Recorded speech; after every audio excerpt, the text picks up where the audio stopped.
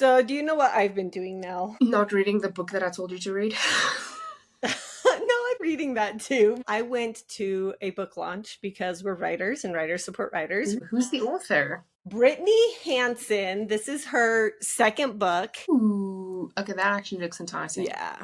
The Outlaw Witch of Sherwood. So it's fantasy. Her main character, it's basically what if Robin Hood was a girl. So she's a witch. She had this craft there for each of us. She brought gemstones and sticks and decorations that you could create your own like magic wand thing. That is so cute. I absolutely love that. Like, that is so unique. Well, I have never been to a book launch before, but I feel that's a very unique approach. Yeah, it's so on brand. My cat loves it. Okay, Kitty, come over here. She had so many cool things there. I'm like, what am I going to do for my book launch? I just want to have the funnest like book launch fun. And she was so sweet. She was such an awesome lady.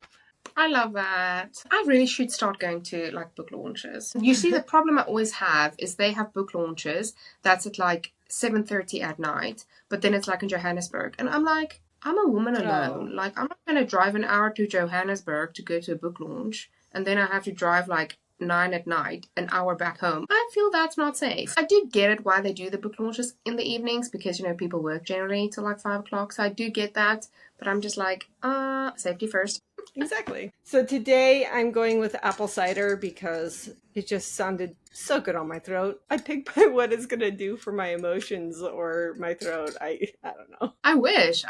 No, I feel like I have to go through my whole color wheel of teas now. I've had this before, so it's not really a surprise for me, but I have Earl Grey, which also isn't really a surprise because it just like tastes like black tea. Cheers. Cheers. Are we ready? We're so ready. Hi ho, let's go.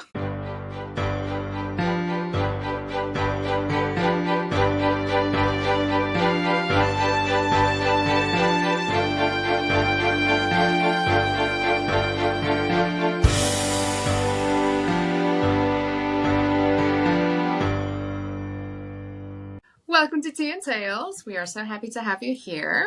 I'm Madeleine now. And I'm Sarah Sampson. We especially want to thank Sabina Hawk and Alice Herrick. This week we have our agent spotlight with Cathie Hedrick-Armstrong. So please welcome Cathie to the podcast. Cathie, welcome to Tea and Tales. This is our agent spotlight. We look forward to this one every season because it's so amazing to get that perspective from an agent rather than authors to understand what are we getting ourselves into here. Thanks for having me. I appreciate it. The most exciting thing to me about you is that you are both an agent and an author. So I've been reading one of your books, and unfortunately I haven't quite finished it yet because I am a very, very slow reader. I have been reading Rome, your YA. I keep thinking, oh, I know some teenagers who need to read this. I'd love to hear how you came into your journey as an agent and what it's like being an agent author. Pretty much like with everything that happens with me, they happen on accident. I wish I could say I'm a great planner, but I'm really not. I came into agenting as an accident. So I had Rome,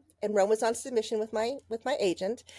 And once you get to know me, you'll figure out that I just don't have boundaries. And so I'll just talk about anything, you know. Everybody's my best friend. And I was talking to my agent on the phone at the time, and she had mentioned that she had lost a couple agents and she was kind of running behind on looking at her query inbox. And so I said, hey, you know, I can look at that for you if you want. I'll pull out a couple for you. And she's like, oh, that'd be great. I had gone through them, gave it back to her, told her what I thought. And she says, oh, this is fantastic. I said, yeah, it was a lot of fun. I said, you should just hire me. And she said, oh, that's a good idea. You can start Monday. You know how you're like, sometimes you're serious, but you're not really serious because you really haven't given it enough thought. You just kind of stumble into it. Well, that's what happened. And of course I have to cover up. Oh, sure. That sounds great. And I'm thinking, oh my gosh. She started training me. And at the time, there weren't any that I was aware of. There weren't any agent author. The only one I knew of was Eric Smith, who was at the time at PS Literary. And I didn't know Eric, but I was watching him really closely because I knew he was an author and I knew he just started agenting. So I spent 3 or 4 years literally just watching Eric. You know, while I was training and while I was learning about the industry, I was watching Eric out of the side of my eye going, how's he doing? Are people side-eyeing him? Is he doing okay? And he was killing it. After a few years of just watching him literally kill it in the industry and nobody side-eyeing him at all, I'm like, okay, he can do this, I can too. And I had been doing all that training, and I think I had one client, but I really hadn't jumped in with both feet. And so then about that time I jumped in with both feet, and then the pandemic started. That's how I started it. Same thing with being an author. I never intended to be an author. I sat down to write my first book only for a cathartic experience, and the next thing I knew, I was like, oh, this is kind of interesting. It's taking a right turn. Maybe I should look into it. So that's how that came about. I did not expect that answer. I don't think anybody does. I don't think I expected it, obviously. Well, my question though then is, you wrote your first historical fiction, and then you went into YA, and then you did a anthology? I did. I self-published with 4 other authors an anthology together. It was myself, Amanda Linsmeyer, Bianca Schwartz, Kelly Kane, and Jamie McLaughlin. Then after that, you just stopped writing. So did you just decide, okay, that was fun, I like agency more, or do you just not have time anymore? I don't have time. I have a fully completed manuscript that I just need to go through and do edits on. It's been sitting there for 3+ years. It's done. I just have to go in and make some edits to it, and I don't have the time to do it, because if I'm spending time doing that, then I'm taking time away from my clients, and right now my clients need me. Someday I'll find that balance to go back, because I have this book I absolutely love. I'm over the moon, and every time I think about it, I get more excited about it. And now I need to find a new agent. So hello, anybody out there want to, but I'll have to find the new agent to represent it, because I'm no longer with my former agent. And so we'll see what happens. Well, since you are an agent, could you just represent yourself? I wish. Don't think I can. I'm pretty sure I can't. And I think that would be really awkward for editors that I know. It's like, oh, here, like my book. Puts that little bit extra pressure on them. Yeah, if you're not back to me in 48 hours, I'm going to assume you hate it and I'm going to move on. No, I'm kidding.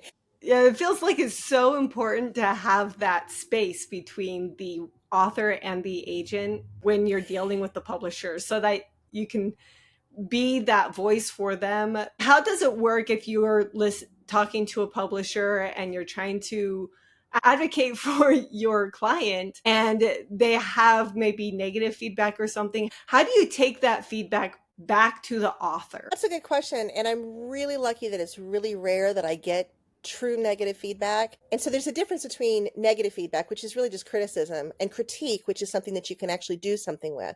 Most of the time, I usually get a lot of positive feedback. It's like, I really like this, but it's, I'm not the right editor for it, or it's too close to something else we have in our list, or those kinds of things. But, I get critique, and when there's critique that's useful, I'll pass it along to the client.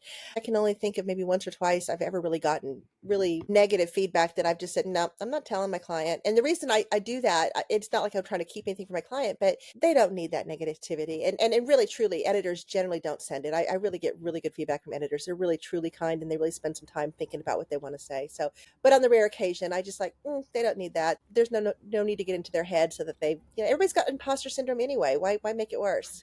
True. That makes me feel so much better. A lot of us authors who go, I don't want to traditionally publish, I'm just going to self-publish, because they're so afraid of that kind of feedback from an publisher or an agent. I hope this doesn't cause anybody to get into the feels or cancel me or whatever, but if you're an agent or an editor and your only purpose is to rip somebody to shreds, and there's nothing about your feedback that they can take action on, maybe you need to look at what you're doing.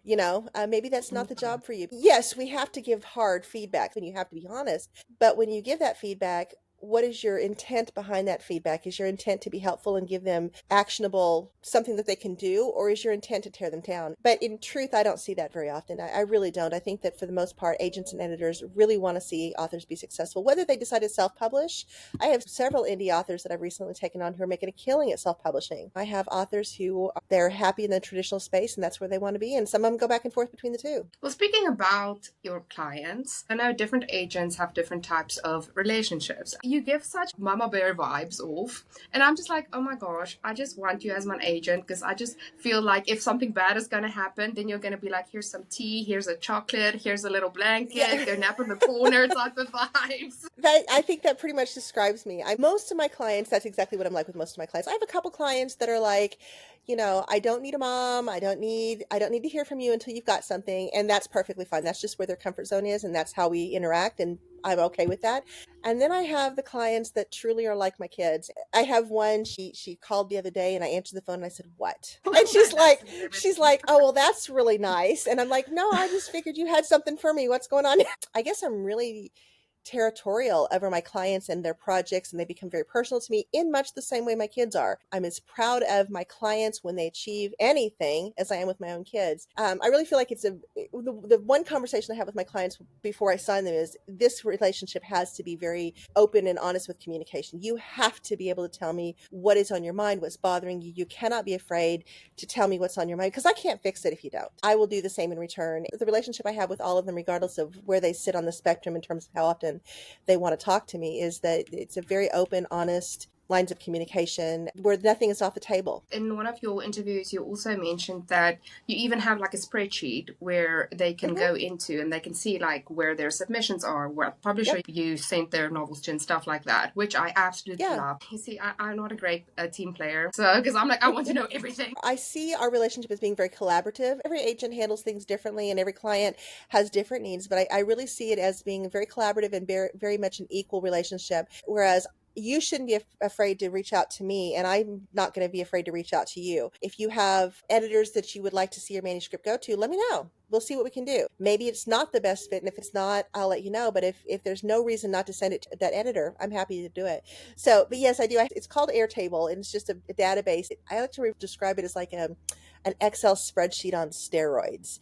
It's like everything in the world you want to do, you can put in there. It's just like an Excel spreadsheet, except it's user friendly, and I don't have to think about codes or whatever you call those things that you have to put in. See, I'm really not that techie, but anyway, it just works really well, and I can share it with my clients, and they all have their own spreadsheet, and they can go in anytime. They can look and, okay, this is where I am, this is where I'm going to, this is where I've been, this is what they said when they passed. So it's all right there. That's really neat to me. And one of the things that I've seen a lot about agents is the communication style needs to match your communication style.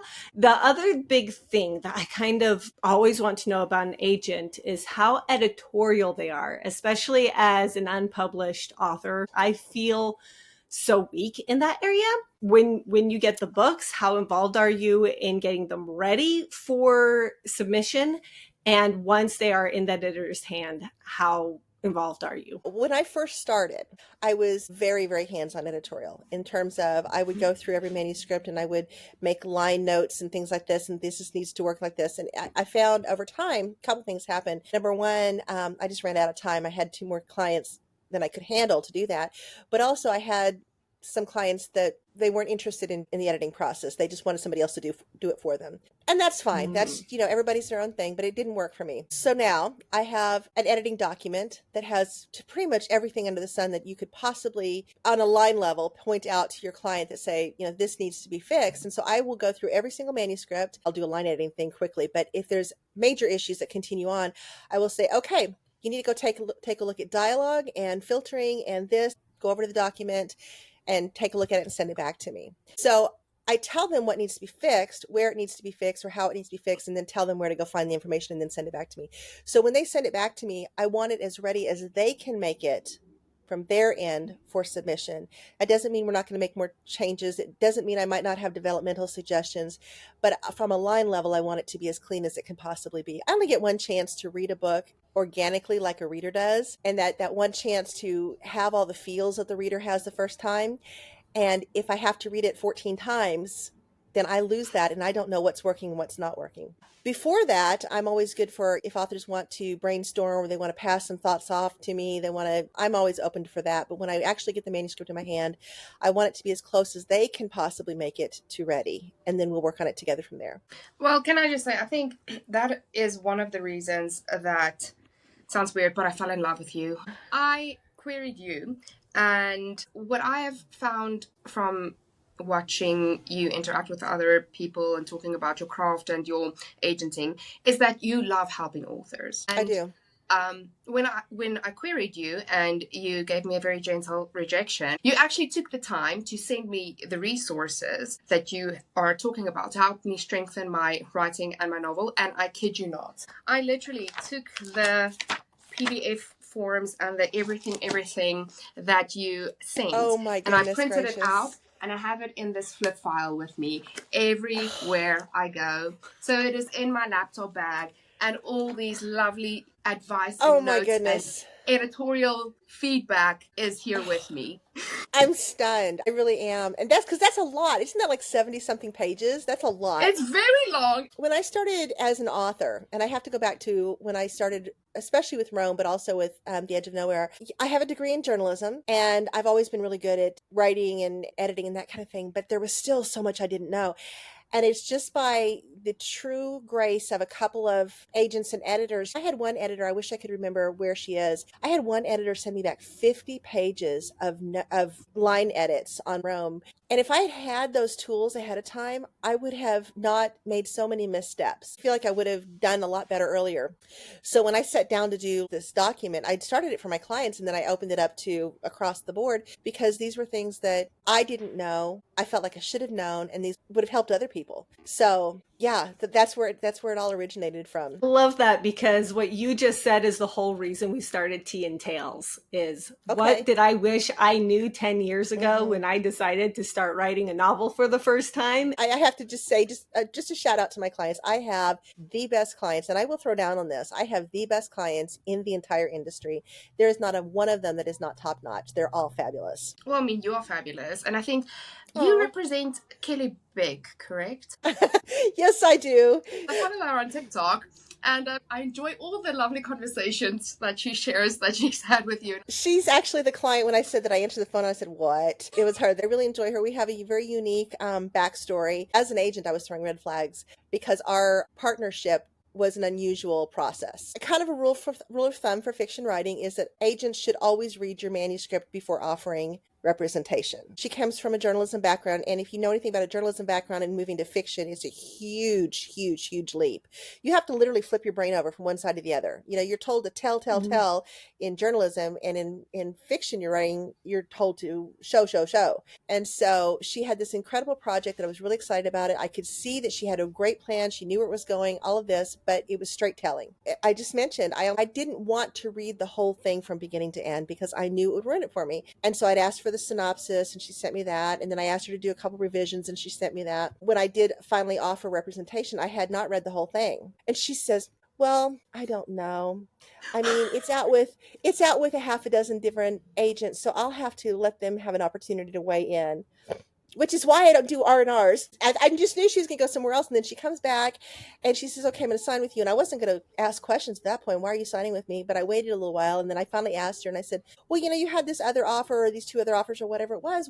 Why didn't you go with them? I'm just curious. And she says, humph, I don't want to tell you. Well, now you have to tell me. She goes, I didn't send them the one that I'd made all the edits to. I just let them keep what they had. And they offered and I asked them what needed to be done with it, and they told me it was perfect and it was ready to go on submission. And I knew it wasn't because you'd made me fix it, and I knew it was better now.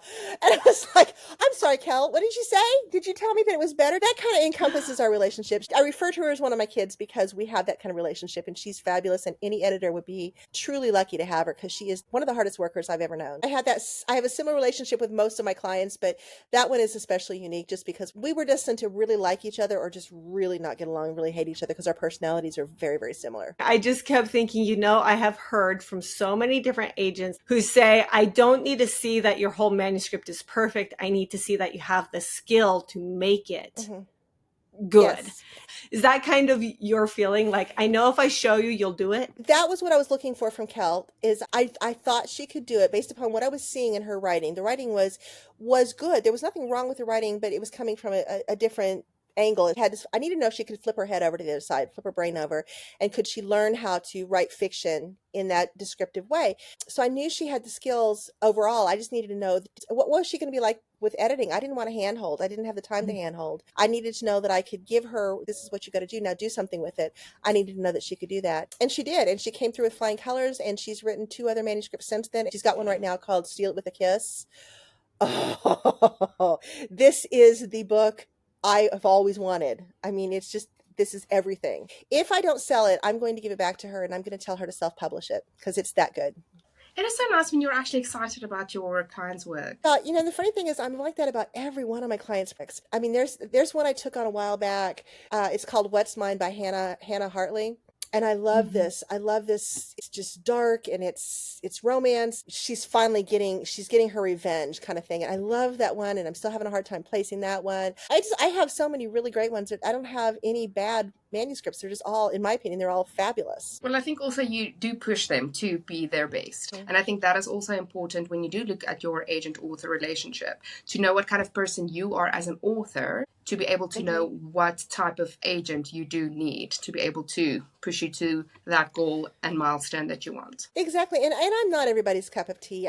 If you've noticed, I have no boundaries, and some people are more reserved and they need someone that is less yappy and, whatever. And that's okay too. But then not everybody's my cup of tea either. So we just kind of figure out, whether or not we can work together, whether or not it would be a good relationship. And if it is, we move forward.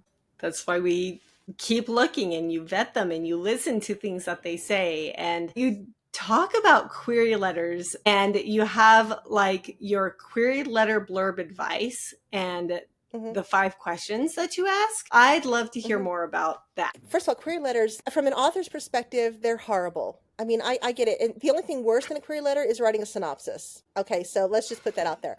How do you take 85, 90,000 words and shrink it down to 250 or 300 words? I mean, it's ridiculous.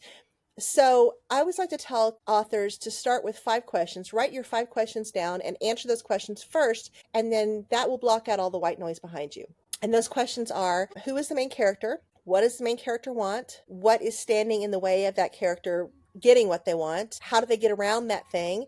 And what are the consequences for reaching out for it and potentially getting it? I mean, what are the positive or negative things that might happen? If you can answer those 5 questions, there's your query. Take everything out, focus on those, and then you've got it condensed down to about your 250 words. Obviously, you have to include, your word count and your genre, put your bio at the end. Those are the big questions you have to answer. And if you can really hone in on that, all those other 80,000 words plus are just superfluous. And the other thing I tell people is put your important information at the top and the least important at the bottom. It's kind of like a journalism thing. If you're writing for a newspaper, an editor is going to cut from the bottom up, so you want the important information at the top. Sometimes I get query letters that'll say, this book is going to be the next bestseller, and you'll be crazy not to get it. All these different things. I spend a full 200 words on that before I ever get to what the story's about. And I don't care about that. I only care about what the story's about, because for me, when I take on a manuscript, I don't care if it's going to be a bestseller or I think it's going to be a bestseller. I take it on because I can't live without it. There's a lot of bestsellers out there that are nothing that I would enjoy. I would never have taken them on. Very rarely will take on an author who has, sometimes they'll get a deal with a publisher, but they need an agent. And I will not take on an author just because they have a deal and they need an agent. I'll take an author on that I love their stuff and they have a deal, and then you know what I'm saying, it's got to have all those pieces there, because that's not fair to the author. If the author's not getting someone who is passionate about what they're doing and what they're writing, they're losing in the long run. Here's my biggest question though. How do writers know whether their query pages just didn't vibe with the agent, or whether there is something wrong with their pages that they need to rework? Because I know that you say that you don't necessarily always read through the query letter. You sometimes just skip to the pages to read that. That makes me feel better as an author, because when my strong point isn't working the query, it might come out in the pages. And so how do you as the author kind of decide, no, my query is just terrible, or my pages isn't working?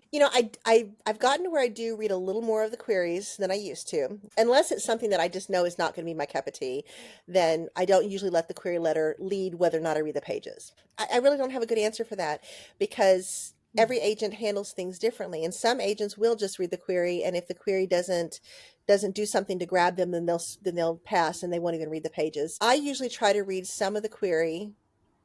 I'm looking for the word count, I'm looking for the genre, making sure that's and see kind of where it's going. And then I will, scan down and say, okay, well, let me just read a little bit of it and see where I'm getting. And then if I'm going down there and I'm reading a little bit more and I'm really enjoying the writing, but I'm still not clear on the picture, I might ask for more at that point.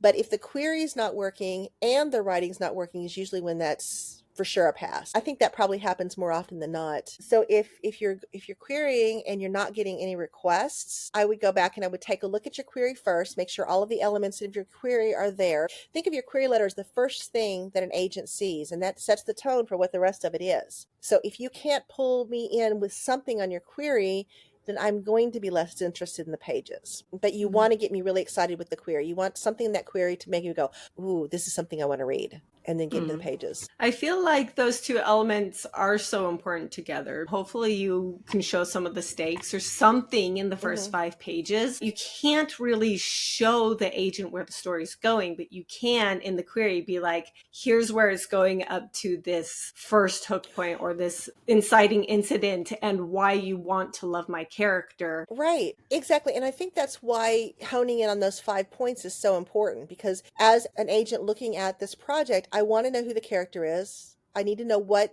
it is that they're trying to accomplish. I need to know what is standing in the way. I need to know that there's got to be some conflict somewhere. So I need to know what that conflict is. And I need to know that they're going to lose something potentially. Now, those stakes are really, really important. And the higher the stakes, the better. So those things, if you can grip me with your query letter, I might read more of your pages. If you don't grip me with your query letter, probably I'm only going to read a few paragraphs of your submission pages before deciding it's just not for me. You would really have to knock it out of the ballpark with the opening pages. I always tell people, make something happen in those first few pages. You know, I asked for 5 pages, but the truth is I could ask for 1 page and I could tell you right away whether or not I'm going to read more in most cases. And I know that sounds terrible, but I want you to think about when you go to a bookstore and you've got all these books to choose from on the shelf, and you see a cover and you see a title that looks interesting. You pull it down, you open it, and you read how much before you put it back on the shelf. You read a few paragraphs, maybe a page or 2 at the most, and then you put it back. I'm looking for that book that when you pull it off that shelf, the person opens it, they read a couple paragraphs and they're like, oh, wow, this is great. I want this book. That's what I'm looking for. So going back to the statement I made about how lovely you are because you share resources. No, so the first time that you rejected me, you gave like a very nice email, and then you were like, okay, this wasn't there and I felt it wasn't like edited enough, and here are the resources that you can use to make your story better. After the second time, then you kind of just sent back a general like rejection form. And so it made me wonder, how do you decide to, I almost want to say, give more feedback or help a author more versus just giving a general feedback? Or did you see the previous one and you're like, I already sent you the resources. Did you not know what to do with it? You know, okay, so I don't know what I said the second time. I would say that probably 97% of everything I get that I pass on just isn't the right fit for me. And this is such a nebulous thing, so I don't even know how to explain this. But you ever read something and you just get that, you almost get giddy, you get a tingle under your skin, and it's like, ooh, I'm going to settle. That's what I'm looking for, that feeling. Yeah. And if I don't have it, then I know that I'm not going to be the best person for that, because I want that feeling to represent a client. But why do I do one versus the other? Once upon a time, I was sending more personalized emails, responses to clients. I was doing that because as an author, that's what I wanted. I wanted something very, very personal. And then I found that it was taking me literally forever to respond to clients. Most of them didn't really care how personal it was. They just wanted to know, hey, is this yes or no? Move on with it. And so I felt like I could respond to more clients if I was a little more generic and took a little less time. So what I've started doing is I have templates that I have, and they're sincere templates. It's not like I'm just throwing out random words. One template will be, I'm just not passionate enough about it, which is most of them. Or this one still needs some work, and I might throw something in there. And if I can think of specific areas, I might put that in there, but it's literally just a couple seconds. I've gone to the templates just so that I can give them answers a little faster so that they're not waiting on me forever. And that's really why. And I hate using templates. I really do, because I want to send out a very personal response to everybody. But at the same time, it's like, is my giving them a personal response more important than them getting an answer so that they can close that chapter and move on? So I try to respond to queries within 30 days. Now I am behind because I've been doing so many conferences. When I get back in order, I'll be back on 30-day responses on queries.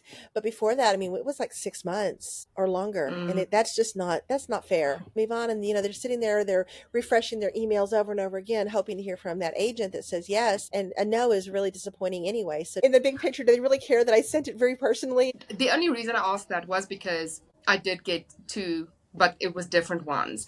I'm like, general rejections are brilliant for me. Like, I would rather have a general rejection than no response at all. Yeah, and for me, I just want to get the response to them, and sometimes I still do. I mean, sometimes if I have something that I see a lot of promise with, but it's just really needs some help, and the fixes are easy, but they're just I'm not ready to take them on. I will still go ahead and send out that information like I did with you. It's like, okay, I really see there's a lot of potential here, but they're missing the mark by a pretty good margin, and they shouldn't be. And if I can get them where they need to be, then they'll have something that they can really do something good with. But this is like my book Bible over here, so. That's so amazing. Speaking of, can I just say, Cathie, I absolutely love your manuscript wish list. You are the most thorough agent that I have ever seen in my entire life. I was just like, can you please give a masterclass to other agents? You go and talk about like your favorite books, and then you talk about like your favorite shows and your favorite movies, and then you talk about like what you want to see in a adult horror, but then you're like, what I don't want to see in adult horror. And you talk about the current authors that you have, which I absolutely love, and you talk about some of your favorite authors. Well, again, I come from an author background, and there are so many agents to choose from. And even just at Marsal Lyon, there's 5 of us. So you're as an author, you have, let's say you're coming to Marsal Lyon and you have a choice of 5 different agents to potentially work with. How can I make that easier for you so you know whether to choose me or Jill or Kevin or Lexi or Shannon? I want you to be able to narrow it down. It's not like you can't come to one of the other of us if one of us passes on a manuscript. But I know a lot of authors are like, oh, I don't want to do that. Or so let's just see if we can't focus on what works for me. And that way you don't waste your time if what you've got is completely outside of that, or you just don't like the way I write things. I mean, that happens too. I also think that my manuscript wish list is the first thing that people see of me. So I try to put in their information about who I am and why would you want to work with me or not work with me. So that's why I, probably spend too much time on it, but that's why I do what I do. There are other agents who put a lot of There information are. on theirs as well.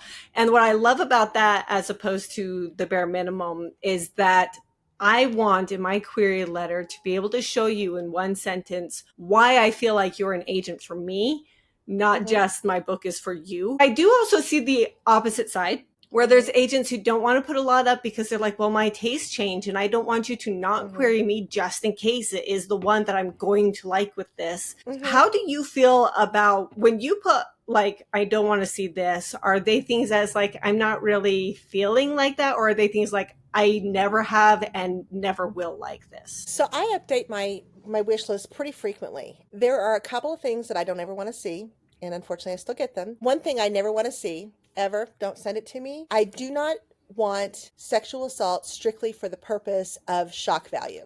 I don't want it. If you can substitute any other horrific crime for sexual assault and it will still work, don't send it to me because you don't have a good reason for using it. Unfortunately, that has caused some people who have a really good reason for using it, that's caused them not to query me because they think, oh, well, she doesn't take that. I haven't figured out the right way to actually word that. I've advocated for sexual assault survivors for the last 10 years. And so the topic is really, really, really close to my heart, which is why I only take it when there's a good reason for it. It's a healing process. It's cathartic for those writers to write about it and to spotlight a focus on it for whatever reason, and those are the ones I'm interested in. But besides that, my tastes change. Sometimes I have way too much romantasy, for example, in my inbox. And so for a period of time, I don't want romantasy during that period of time because if I open romantasy, that is all I get. So that's why I will close to that.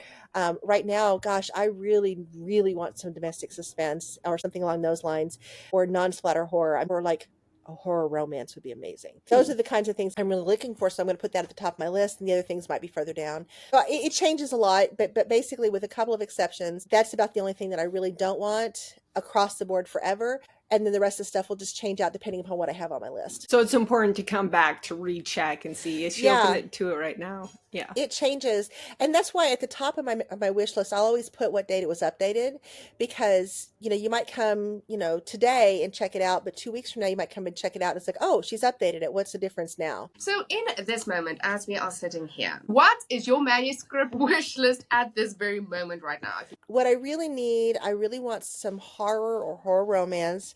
I'm a sucker for domestic suspense or psychological suspense in the framework of like Mary Kubica, Heather Gudenkauf, B.A. Paris, those kinds of things.